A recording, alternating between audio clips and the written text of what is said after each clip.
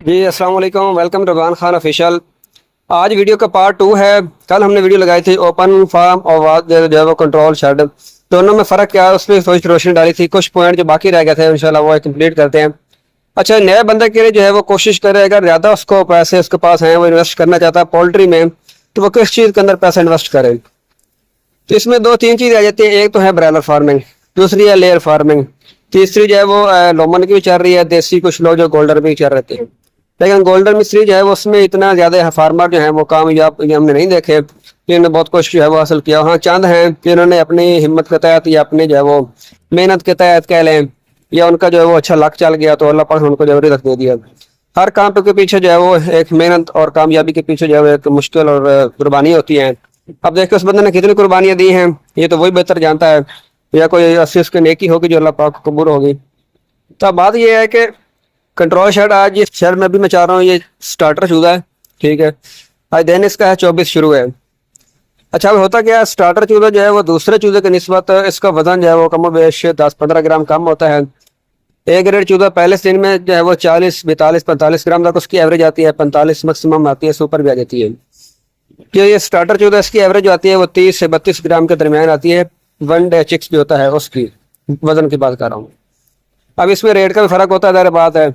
अब इसमें थोड़ा सा जो मसला आता है, ये छोटा चूजा है, इसको संभालना ज़रा मुश्किल हो जाता है, इस पर मेहनत जो ज़्यादा लगती है। इसके रेट में, अच्छा इसके लेने का क्या फ़ायदा, इसके लेने का एक ही फ़ायदा होता है कि जब अब रेट चाह रहा था 200 रुपये एक दिन का चूजे का, तो ये स्टार्टर चूजा जो है इसमें रेट में जो काफ़ी थोड़ा सा डिफरेंस होता है।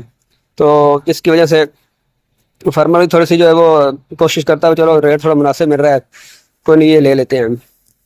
तो बाकी ये भी अगर मेहनत की जाए तो इंशाल्लाह बहुत अच्छे रिजल्ट देते। पिछले फिलहाल मेरा एक शर्ट जो था वो स्टार्टर था, 3 जो है वो ए ग्रेड थे, तो माशाल्लाह 3 केजी प्लस पे जो है वो 31 से प्लस जो है शेयर बनी थी। तो अलहमदिल्ला अच्छा फलाक रहे हैं पिछले बार जो है। अच्छा, दूसरा ये कुछ लोग कहेंगे कि जी 3 केजी पे जो है वो FTR 31 चाह रही है, उससे ऊपर भी आ रही है। हालांकि जिनके एक शर्ट या 2 शर्ट हैं, आपको उनकी बात नहीं कर रहा मैं, मेरे पास 4 शर्ट हैं। उसमें ये कि हर शर्ट का चूजा जैसा नहीं पलता, जितने शर्ट ज़्यादा होते जाएंगे उसमें उतना ही रिजल्ट पे जो है वो असर पड़ेगा। तो 4 शर्ट हैं, तो 4 शर्ट का इकट्ठा ही रिजल्ट था 30 प्लस जो है वो 3 केजी प्लस वजन, और 31.32 जो है वो FCR बनी थी। तो मेरे ख्याल में बहुत अच्छे रिजल्ट है, अल्लाह के फजल से बहुत अच्छा चूजा तैयार हुआ था। अच्छा, अब अपने सवाल की तरफ आते हैं। कंट्रोल शेड में जो है वो एक मसला, अब ये जो मौसम चल रहा है ना, इसमें ओपन फार्म में बहुत मुश्किल हो जाता है माल पालना। अब जिस शेड में हूँ, अभी इसका जो टेम्परेचर है वो 32 पे है, और मॉइस्चर लेवल जो है अभी वो 81-82 पे चल रहा है, ठीक है। अभी मैंने घड़ी देखी, इंशाल्लाह वीडियो में भी दिखाऊंगा। अब इस मॉइस्चर को हमने कम करना है, लेकिन ये कम नहीं होगा क्योंकि मौसम ही इस तरह का है कि इसमें हबस बहुत ज़्यादा हो जाता है। तो इसको कम करने के लिए एक ही तरीका होता है, पंखे जो हैं वो 24 इंच के चूजे हम मुकम्मल चाह रहे हैं, 11 पंखे हैं, एक बंद है, बाकी जो है 10 चल रहे हैं। इसकी जो है वो मोटर ख़राब है, सही से बंद है, वरना वो भी हमने चलाना था। अब हम इसमें आज कोशिश करेंगे, आज रात को 24 दिन का हो गया, टेम्परेचर जो है इसका नीचे नहीं आ रहा। अब पैर जो हैं वो भी बड़े महदूद इस मौसम में चलाना चाहिए। ये नहीं कुछ लोग हमारे दोस्त ऐसे करते हैं कि कंट्रोल शेड के अंदर टेम्परेचर को कंट्रोल करने के लिए जो है वो ऑप्शन है, बेहतर तरीके से कर सकते हैं। ये चीज़ें ओपन में नहीं है। ओपन में आप क्या कर सकते हैं, साइडों पे जो है वो सेबे वाली पलियां लगा सकते हैं, उसके ऊपर पानी का छिड़काव कर सकते हैं, अंदर जो है वो ओपन फैन लगा सकते हैं, ठीक है। उससे नीचे जो है वो डालने के लिए रेत डाल के उसके ऊपर पानी का छिड़काव कर सकते हैं, उससे टेम्परेचर जो है उसका काफ़ी हद तक कम कर सकते हैं। लेकिन मौसम का जो इफेक्ट होता है वो बड़ा अहम किरदार अदा करता है बढ़ के ऊपर, ठीक है। तो ये इसलिए जो ओपन फार्म थे उसके अब वैसे अब जो सूरत है दिन ब दिन मजीद मुश्किल हो गई है। कि तब फीड का रेट थे 2000, 1800, 2200 रुपये, और तैयार माल का रेट लगता था कितना, 150 रुपये, 200 रुपये, 130, 40 रुपये बड़ा रेट लगता था। अगर कहीं 70-80 रुपये रेट लग जाता था तो बड़े जो है वो खुशी का समा होता था। अब जो सूरत हाल वो हो चुकी है कि अब फीड का रेट जो है वो 2 गुना बढ़ गए हैं, 3 गुना कह लें। क्या वही फीड जो है वो 6000 क्रॉस कर गई है। चूजे का रेट जो कि 10 रुपये, 5 रुपये का मिलता था, अब वही चूजा 200 रुपये का मिल रहा है। अब इतनी कास्ट को जो फलाक 30,000 का पहले 60-70 हज़ार में तैयार होता था, अब वो जो है वो कहने के करोड़ों में चला गया है। अब आपने अपनी इन्वेस्ट की को वापस लाना है, उसके बाद कुछ आपने प्रॉफिट जो है वो जनरेट करना है, बाकी खर्चात निकालने हैं, तो फिर ये तमाम चीज़ें जो है वो ओपन फार्म में जो है वो नहीं समझ आ सकती।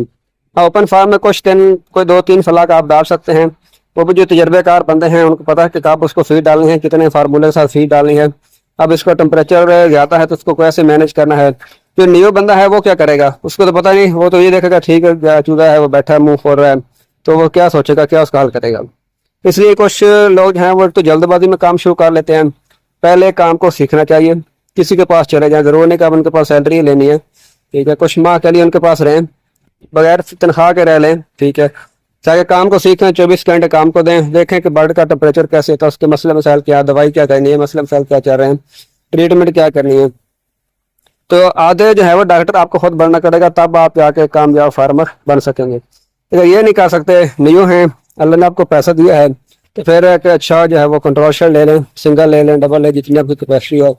एक अच्छा सुपरवाइजर हायर करें, ठीक है, जो प्रोफेशनली अच्छा हो, ये नहीं को जो कहने से अच्छा हो वो नहीं, जो जिसका एक्सपीरियंस अच्छा हो, जिसके पीछे रिजल्ट चेक करें।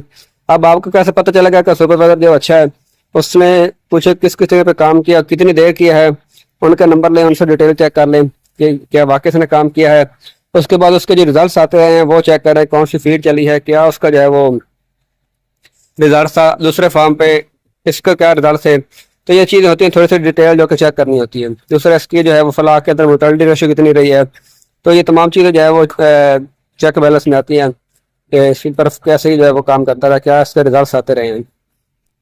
अच्छा, ओपन फार्म जो ज़्यादातर चल रहे हैं वो सिंध वाली साइड पे चल रहे हैं, तो उधर गर्मी का जो है वो ज़्यादा, दूसरा वो कुछ मेरे ख्याल में रेतले इलाके हैं, वहाँ बिजली का भी इशू है, तो वहाँ वो रेत नीचे डालते हैं, रेत डाल के उसके ऊपर जो है वो चूजा रखते हैं, वो सुबह सुबह उसको फीड डालते हैं, शाम को फिर दूसरा टाइम जो है उनका शाम का होता है, 8-9 बजे फीड डालते हैं, नीचे रेत डालते हैं, सुबह सुबह उसके ऊपर पानी का छिड़काव करते हैं, उससे टेम्परेचर जो है वो मेंटेन करते हैं। साइड पे पलियाँ लगा लेते हैं इसकी सेबे की, उनको उनको उनके ऊपर जो है पानी का छिड़काव करते रहते हैं, तो जो हवा गर्म आती है पलियों के साथ जब टकराएगी तो उसका जो है वो कुछ ना कुछ कूलिंग हो जाएगी, हवा ठंडी हो जाएगी।